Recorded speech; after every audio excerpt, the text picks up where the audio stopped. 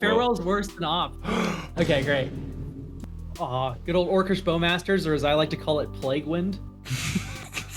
People are like, Ionia stops you from playing the game. Aura Shard stops you from playing the game. I guess broad strokes of the Commander Brackets update is, it kind of seems to me like they were like, this rocks, no changes, because we want to wait for more adoption. Yeah, I don't know if you've read the bulk of the article, but he was basically just like, seems like most people are happy. We're going to keep waiting until we make any like huge overarching updates to the brackets themselves. But now that we've gotten some buy-in, we're fucking it up with game changers. I think, looking at these game changers, I don't know if there is one that I disagree with. Oh no, this is like, in my mind, full A+. Full A+. Yeah. Everything they put on the game changer list, you know you're fucking buttholes about it. I think you know you're a criminal, and if you're sad that it got put on the game changer list, there's probably just like a little bit of sadness on like, damn, I had a deck that was skating in bracket 3 and is now in bracket 4 jail, and now I have to take out one of my messed up engines. I do want to touch on the delistings, because they freed our guy Trouble in Pairs. You are now allowed to use stolen artwork as a value engine in your commander deck. They need to reprint this with some new artwork for sure. I'm kind of on. Like, I think Trouble in Pairs is quite good. However, I do think it is clearly a bridge over from like Rhystic Study smothering type things. Yeah, for sure. It's definitely not as strong. It's definitely a step up from a Mangara, the Diplomat, but and it's definitely like pretty great, but and it's in my opinion, I think it's a little boring of a value engine. Oh yeah, true. This is like, you've been brought into the emergency room and the doctor is just like, I need adrenaline stat. I need a mono white value engine. This motherfucker can't draw any cards. Clear! And then they put Trouble in Pairs into your deck, and now you have like a chance of having agency. I've been significantly fucking mind rotted by Eldrazi though, because I see that first sentence and I immediately think about the Emrakul like Promised End, like mind control someone, but they don't get the extra turn after. I keep a Trouble in Pairs in my pocket if I'm even gonna be in the same city as Joe Johnson, and I just fucking whip that shit out. Yeah, I'm down for this delisting. It makes sense to me. Yeah. I also like the Trinisphere one. Yeah, It's this kind of like fuck against Chatath. Right. It's kind of like, I've never been hurt by a Trinisphere, and so I don't have strong feelings. It's like, I don't know who this got let out of jail for. I don't know who's specifically, because it was just a game changer and not banned. I don't know whose bracket 2 deck needed Trinisphere, but I'm happy for you. Ball out. Yeah, fucking bracket 2 games. You're playing against like Edgar Markov, right? Yeah. Oh no, their 2-mana vampire now costs 3. The horror. Where you get fucking kneecapped by Trinisphere is when you start moving up into 4 and 5. That's where you get fucked by this guy. Is it player gets told to sit down, please? Which I think, like, in bracket 2, having a card that effectively says, hey, please don't storm in my Uber, I'm cool with that.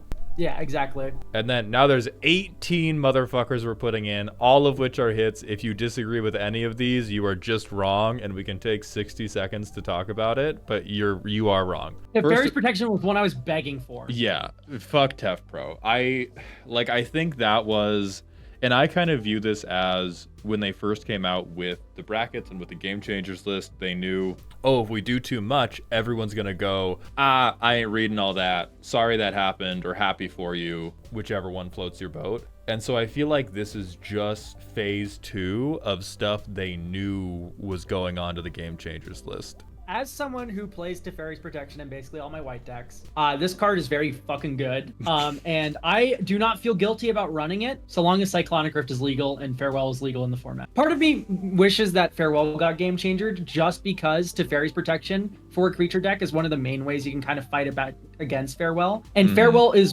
this is the main thing about Farewell. Farewell's not a strong card. All right, it's good. Don't get me wrong. It's definitely good, and in the right shell, it can be decent. Sorry, did you say Farewell's worse than Opt? Can I get that for the VOD? Can I get Farewell's worse than Opt. Okay, great.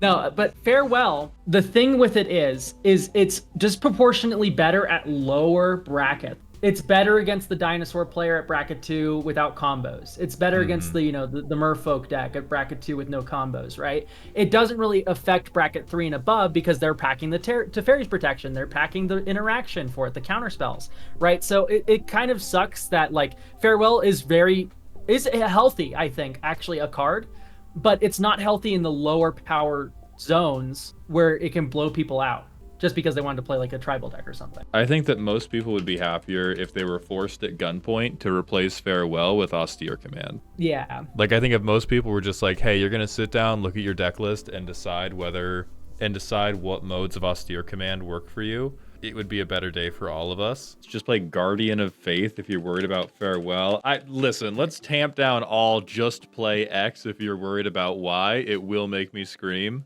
Yeah, to be clear, you should probably have both. I like Guardian of Faith a lot. I like that you can Court of Calling for it. That's a really interesting play pattern where you have like your board and you go like, oh, you're going to board wipe me? Oh no. And then you like tap all your creatures. Here's my Guardian of Faith. One day you're going to start a sentence with, I really like insert creature, and it's not going to end with because you can tutor it with insert other card. And I'm going to be so happy, but it's not today. It's not today that that's happening. None of this would be possible without support from our highest tier Patreon members, so please join me and Little Nadu as we take a moment to thank Badger King, Sussedin, Christian B, Ryan A, Adam S, Solar Movie, Biggest Dickus, Kyle, Jess HW, Alpha Dog 2064, Crimson Viper, Zelenor, Otterfire, Dad Out for Milk, Kyler P, Bolus Brigade, Derek H, Phelan, B Leave, Dungeon Masters Consortium, Zach G, Bobby Joe Lord, Talamar Von Geist, Troper and their 37 different identities, Bradley T, Bo, Beefcake, and Silky Wilkie. Thank you all and enjoy the video. Hi everybody, welcome to the Mango Money Moment, a new segment that exists only because YouTube has told us that if their automatic mid-roll placer doesn't believe that my video has enough dead air in it to constitute a transitional phase, they will not put monetized ads in the middle, which can really cut into the editor's leak budget. So we're gonna have these moments where we just stop and stare for a little bit. Yeah, Teferi's protection though, very happy it's game changered. It should not belong in the lower brackets. I just wish Farewell tagged along with it. I don't know. I think I have a weird position on Farewell because of my privilege.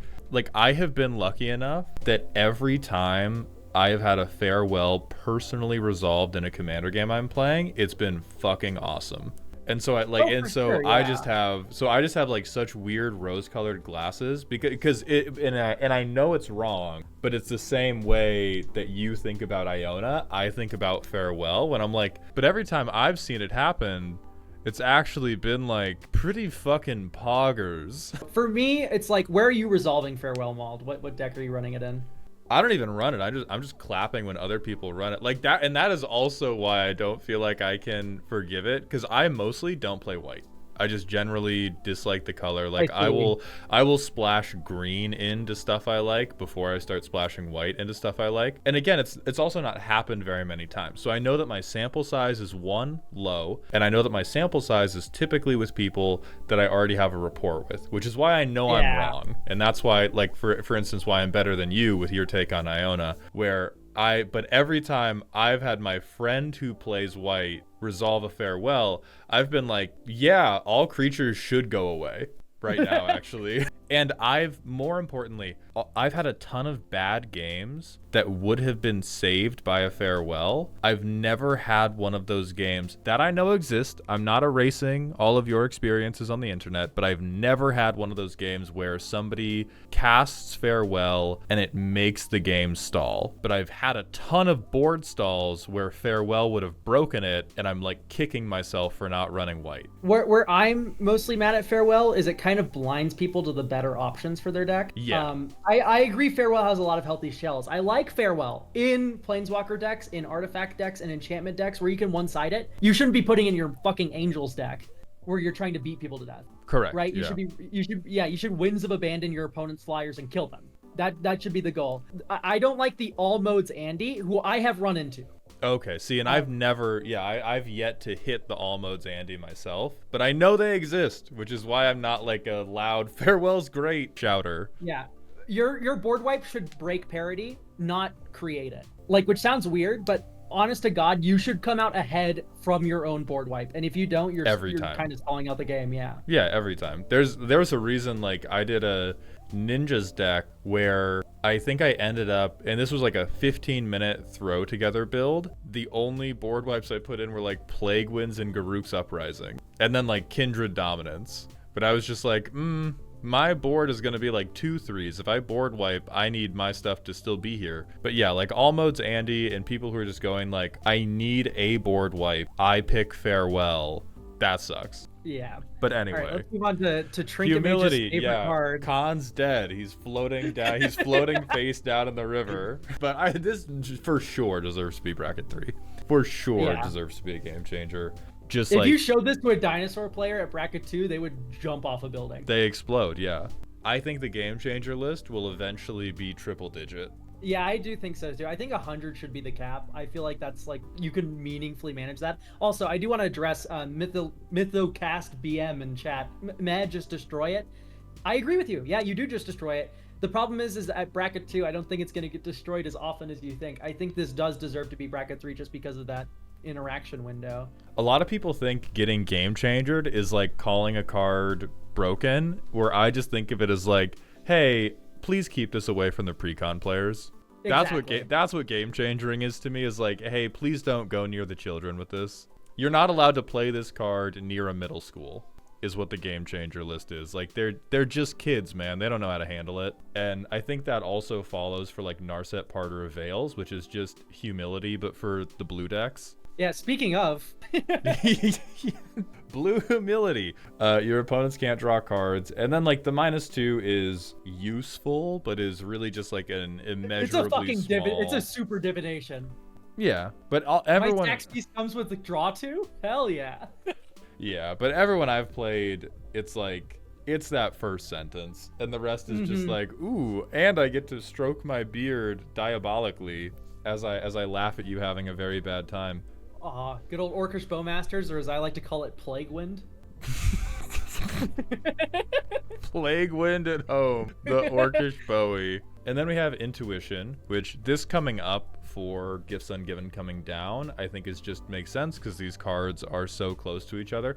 Like, it would just be so weird if they were like, Gifts Ungiven is a game changer, Intuition is fine though. And so this is like clerical adjustment more than anything else. Consecrated Sphinx, immediately yes. This was just like, honestly, the next like fucking, the next all of them. But like Consecrated Sphinx, so weird that this wasn't considered a game changer. I think I could see a world in like half a decade, Consecrated Sphinx comes off the list.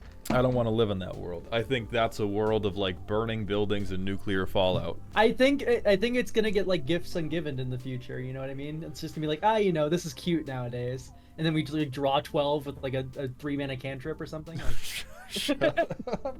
Ancestraler Recall. I've not put this in many decks myself, but I have played with this in like content decks, and it is a fucked up, abysmal good card. Like, God forbid it takes a turn rotation to answer this. Because that's not the point of the list. These aren't all equal power cards. Of course, Rhystic Study's better than Consecrated Sphinx. Right. That's not the point of the list. Yeah, this guy's arrested for axe murder and this guy manslaughter. Like, they're still both in prison. Yeah, like, it's just a crazy good card, and the scale of stuff you do with this is so far removed from like the scale of stuff you're doing for the most part pre-con cards in terms of like as a one card thing by itself. Like, some pre-con level stuff can get up to crazy amounts of card advantage if you make like 4 different creatures all kiss at once. But Consecrated Sphinx is just like turn 4, turn 5, I have a million more resources than you do, and I never miss a land drop. So it's good. After a thing gets game changers, it's like spikes in price, which you think would be the opposite, right? This is just something I noticed over time. I think it's because they're getting the green light to play it. You know what I mean? I think it's actually because a lot of players will, like, I have spoken with a bunch of people who, since the advent of the bracket system, will go, if I need to upgrade my deck, the first thing I look at is the game changers list. Like, it is it is a hot sheet of what are fucked up good cards in my colors. And so people just go to the game changers list and then they go like, I'm in blue and my deck needs to be better. I'm going to get now Consecrated Sphinx, which is bad, which is not like a thing I recommend, but I know people are doing it. All right, so Sphinx deserves it. Necropotence, like, hey, shout out the art they picked for the Necropotence, but also flatly ridiculous that Necropotence wasn't on the Game Changers list to begin with. Yeah, for sure. This is just so obvious. Orcish Bowmasters kind of has the, like, scale to the table type card advantage, except for the case of the Necusar players, and I'm fine with Orcish Bowmasters getting game changered, just for the Necusar players who think they're funny for being like, oh yeah, this is my bracket 2 Necusar Wheels deck. Shut up, man. Just shut up. We know you're lying. Deflecting Spot I have a funny story for. Oh, perfect. Let's just breeze past Notion Thief as, like, flat yes, neutral tone. Of course. Yeah, quite good. Yeah, like these are in line with my expectations. All right, now tell the SWAT story. So, Deflecting SWAT, me and Mulder in a creator Discord where we kind of yap about stuff, and Rebel and Attack on Cardboard are in there, and we were talking about the game changers when they were first revealed, like the game changers list in the bracket system, and me and Khan were like, why isn't Deflecting SWAT on the game changers list? And Rebel, and I quote, said, oh, I think we just missed that one. The shadowy overlords looking at the list of free cast commander spells just went, oh fuck. The panel are human too, okay? They're allowed to miss cards here and there. Well, and more importantly, one. I think when they were looking at like, oh, what do we need to trim back? Everybody just sped past red so quickly. That's just a color. They were just like, oh, do we have to worry about red? Nah. We got Jeweled Lotus. We killed red already. Yeah, this card's ridiculous, and it's often better than the blue one in this cycle that I forget the name of. Fierce Guardianship. Fierce Guardianship, yeah. I often think Deflecting SWAT is better than Fierce Guardianship because it's often card advantage. Yeah, I think in a lot of cases I would agree with that. Because Fierce Guardianship is very specifically like combo protection. If you're not using that as like protecting your own combo, like it's a lot narrower than Deflecting SWAT versus like if when you play the game commander you intend to resolve your commander, Deflecting SWAT is really good for you. Yeah, Deflecting SWAT is kind of combo protection though in a stack war because you can do the repointing of counter spells and stuff. So but like I do think at bracket 2 this is better than a Fierce Guardianship, which is what this is. And I should have been more specific. Deflecting SWAT is also great combo protection. Fierce Guardianship, I'm saying, is basically only useful as combo protection.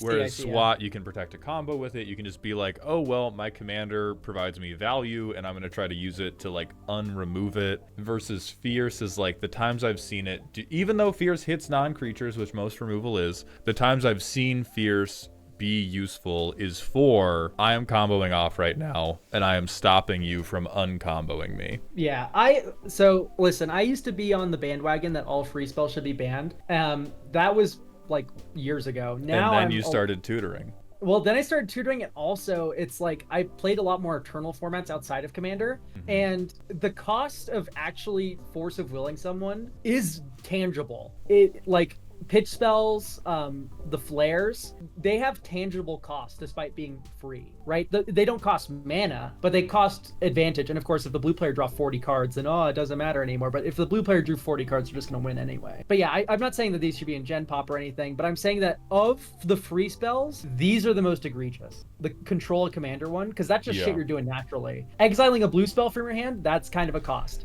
Okay, next we have Gamble, and Worldly Tutor, which I think like the 1-mana tutors, this all makes sense to me. I think that is coherent.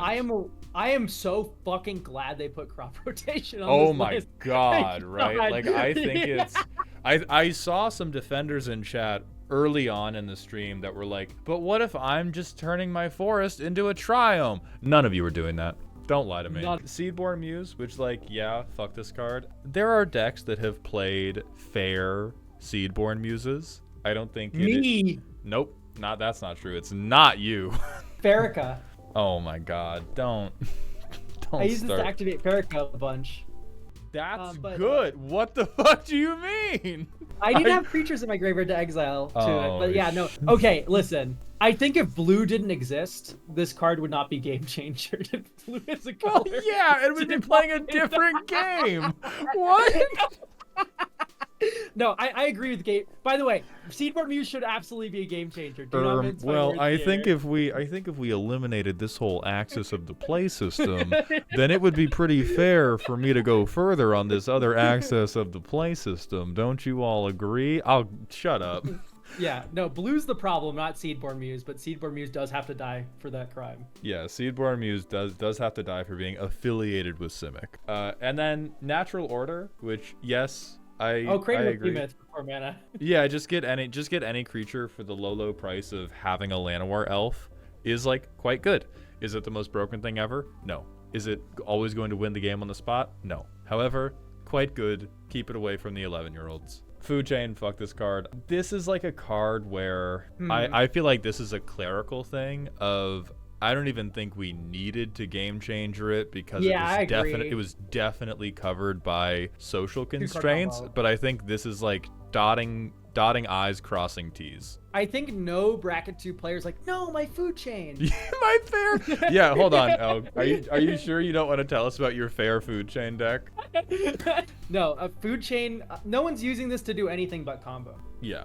Okay, and then Aura Shards, which... Fuck this magic card! This shit fucking... I hate this magic card! This is a trauma response. No, fucking immediately, yes. This should not be fucking allowed.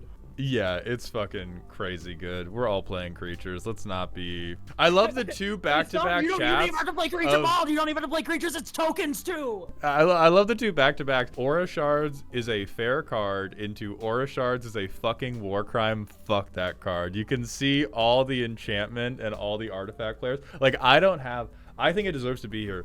I have no immediate response to Aura Shards because the most valuable artifact I've ever played is fucking Talisman of Creativity. I'm just like, this can't hit Gutter Snipe. And Elk is just like shattered like glass. People are like, Ionia stops you from playing the game. Aura Shard stops you from playing the game. Then we have Field of the Dead, which, yeah, fuck this card. Dude, I think the zombies enter untapped. That's exactly where I was going to go with it, too. The zombies are basically pre-Seedborn Mused, which, as we've covered, deserves to be on the Game Changers list. I think it's more of like, if you have taken the time to get your mana base up to par to make this a workable inclusion, you're probably on bracket 3. Just like as a heuristic. Sure. I kind of don't. I think you are a liar if you tell me my mana base is manicured enough that Field of the Dead is useful, but the rest of my deck is incoherent enough to qualify as bracket 2. Like, I don't think that exists. If you build the land base and then you have an actual middle schooler build the rest of the deck, then I kind of believe you have a bracket 2 Field of the Dead. But otherwise, no. I think you're bracket 3 if you even like spend more than 5 minutes on a mana base. Oh yeah. Like, you're in bracket 3 firmly. I run this in my mono green deck, Cura Boundless Sky, and I think the most common question is like, why are you running Centaur Garden and Command Tower in your mono green deck? And I'm like, I'm running this land that pings me and Command Tower in my mono green deck because Field of the Dead. And I'm warping my mana base that much for this card, which really tells you something about it. Don't even get me started on fucking Vesuva Thespian staging it. You have 3 copies of fucking Field of the Dead. Escape shift. Here comes the zombies. And then Mishra's Workshop is just, hey, if you're an artifact player, eat shit. I don't know what to tell you. I like this one being game changer is a little strange to me because it's reserve list. So the people who have a Mishra's Workshop, they're already doing fucked up shit with it. They're already in bracket 4. So this change is kind of nothing to me, but I guess it just stops people from going like, here's my proxy Mishra's Workshop in my artifact deck. Yeah, I think there's a growing proxy movement, and I think it's good that they're, if anything, that gives me that's my little bit of copium that I'm huffing about the reserve list eventually getting action after they get enough of the rest of the game into a position where we could handle not having a reserve list. Card's not changed. Farewell's number 1. I'm happy to read it. Oh, Farewell is number 1. Yeah, I agree. Alms Collector Alms Collector? They even said nobody asked about this, but we thought about it, and so we want to tell you that we thought about it. Notably, combos with Kasali Slingers. So pretty sure, good, yeah. yeah. Good old. I'm surprised, man. I thought Mana Drain was a game changer. No. Gavin really does not think one-time benefits are good. Gavin's really like, what? You get the mana once. Come on. I Mana Drained a spell into like a Coma Cosmos Serpent recently, and I'll tell you right now that Mana Drain definitely warped the rest of that fucking game. Yeah, no, man, they're wrong about Mana Drain, for sure. Okay, so Mystic Remora, I think this is just like kind of flatly wrong. I agree with their reasoning that it has an element of self-regulation, because if you play this at like if you turn one Mystic Remora at bracket 2, you will draw like one card across 3 turns and then have to sacrifice it to cumulative upkeep. So yeah, it does kind of self-regulate, but I feel like it does. I feel like you can run into that bracket 2 Enchantress player, and this is super Ancestral Recall. Mm-hmm. And so I feel like it deserves. I don't think it's like bracket 4 jail, but I do think it deserves the, hey, keep this away from the bracket 2. Force of Will. We talked about removing Force of Will from the Game Changers list. I think there's enough salt with Force of Will that it should stay. I think there's enough good effect with Force of Will that you keep it. Oh yeah, I agree with that too. It's just like, of the free counter spells, I unironically think Force of Will's like kind of low on the list nowadays with Fierce Guardianship deflecting SWAT. Yes, but like, is true. It's still pretty fucking great. Wheels all belong on the Game Changer list IMO. All right, everybody, be calm. We are witnessing insanity. We are going to deal with them patiently. No, wheels are actively bad unless you're doing the Narset bullshit. Yeah. Now all the Narsets have been game changered except for Alms fucking Collector. So White needs it. White needs it. Cats need it. And even Alms Collector isn't turning it off. It's just. And that player draw a card. Right, it's capping it, but it's not going, which is, I think, different from Narset being like, how about you go fuck yourself? No, Time Twister and Wheel of Fortune are unfortunately awesome and should never be game changered. I sadly agree, as someone who really hates being like forcefully mulligans. These are totally fine on their own. Once again, once you start doing the degenerate shit, then of course, but the degenerate shit's all on the fucking Game Changers list anyway, so this doesn't have to join it there. And then Grave Pact, Dictate of Erebos. I unfortunately agree.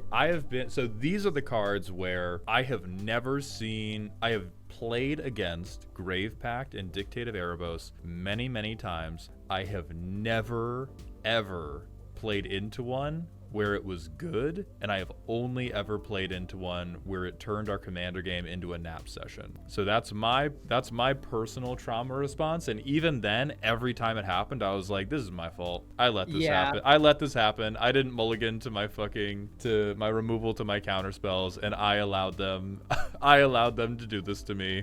I'm happy not to see these game changered.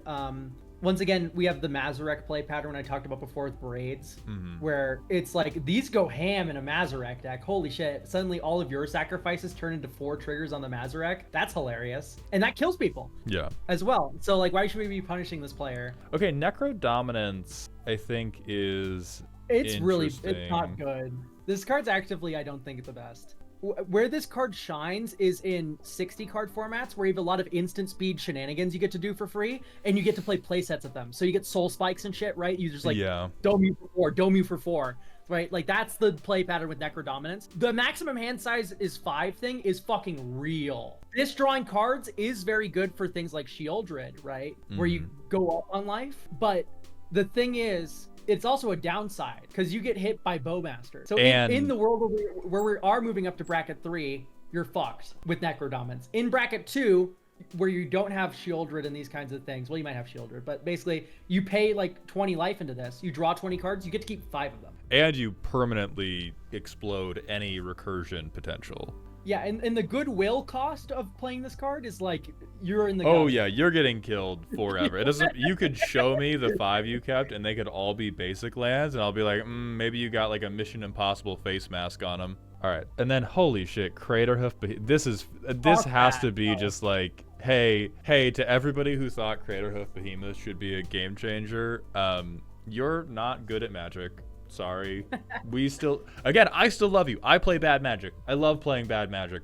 Terminally fair. Creator of Behemoth is so terminally fair. So yeah, this is, as much as I hate green, they do deserve this. Yeah, hating natural order instead of the Behemoth is like just such the obvious choice, and I'm so happy we live in this world. The great fucking henge. There's no way people think this deserves to be banned. This is green grave pack to me, in the sense of I've absolutely had this take over games in terms of card draw, and every time I have been like, I had so many chances. I had so many chances to live in a different world than the world where Great Henge is killing me right now, and I'm so fucking mad that by my choices I live in the bad timeline. Yeah, no, like for me, this is as absurd as seeing fucking Beast Whisperer right here. Right? That's how I feel about seeing Great Henge right here. And then I think good sign tapping on the X cost tutors as opposed to natural order, which is like anything for 4 versus having to have the 10 mana. As much as I joke about green just gets to do mana for nothing, having to have it is still meaningful compared to having to have fucking 4. You say that, but Court of Calling is often cheaper than natural order. Oh, that's true. Court of Calling, Convoke is fucked up, and I hate Convoke forever. I'm thinking, shut up. Here's the thing. I glazed over Court of Calling because I played Amalia in Pioneer, so I was like, fair card. Fair card. I've used it, therefore, fair card. I do love Court of Calling, though. It's probably actually... it's climbing the ranks as one of my favorite fucking Magic cards of all time. Elk, you can't fix me. No. I'm not trying to fix you. I'm saying the next 2 cards are Tooth and Nail and Defense of the Heart. We have like a clear mile of this article is Gavin Verhey just like hands in his head going, you guys, green is not that strong. I swear. Defense of the Heart, I will say, is the one I've seen go off the most reliably. When I look at this card intellectually and go, oh wow, somebody else needs to have 3 or more creatures, that means they have a board, and so it's probably like, so stuff is happening, and it wouldn't be super broken for the green player to get creatures into play as well. That falls apart anytime I've played and had it played against me. Anytime I see it get played, it absolutely does blow the fucking game open. And so Defense of the Heart is the one I feel is like most game changerable, but even then I'm still like, green's not that good, guys. Up next is insane. They put this one at the end. They knew. Soul Ring. Oh my god, they brought Sheldon's name into this. Listen, I think if you say Soul Ring should be a game changer, you're self-reporting that you don't know what game changers are for. No, you're wrong. That's incorrect. The motherfucker who told me not 10 minutes ago mana's better than cards doesn't see why having 3 mana on turn 1, putting 3 mana into play turn 1 is fucking pretty nice. Mana is better than cards, and Soul Ring's broken. However, every fucking deck runs Soul Ring, and saying, I have Soul Ring in my deck in your Rule 0 conversation doesn't mean anything. If you want Soul Ring out of the format, just ban it and never game changer it. I agree with that. I do think we've sort of walked down this path too long, but I will say every deck I have ever cut Soul Ring from, I have been happier with. And everybody who has ever cut Soul Ring from a deck on my recommendation has reported that they're happier with it. I think this card sucks. I hate it. I think it's very powerful. I don't think it's like the most broken card in the game by any stretch of the imagination. It is a machine that turns otherwise fair commander games into generally uninteresting 3v1. I've never had the like explosive Soul Ring start lead to a cool commander game. I've only ever had it lead to like a lame, we kick sand into a baby's face and then they sit the game out, or nobody has the sand to kick in the baby's face and they just run away with it. Yeah, I am very selective in my decks that I run Soul Ring in. I think I mostly don't play it in any of my decks. I think I have like it still in like less than half. It's like 4 out of my 10 decks run Soul Ring still. It's mostly just not in green, honestly. If I have a green deck, I don't put Soul Ring in it, except for Roxanne, because that deck's just fucking stupid anyway. Yeah, because you a bitch. Even more. Because you a little Who cares? Because you a little rat is why. Well, beautiful. That's the end of the list for the considering, and then. Yeah, we're the fucking best. In summary, they made this article literally just for us to react to. Thank you Wizards of the Coast for the content. Rachel Weeks, yeah, Rebel, Back on Cardboard, everyone, thank you for paying my rent.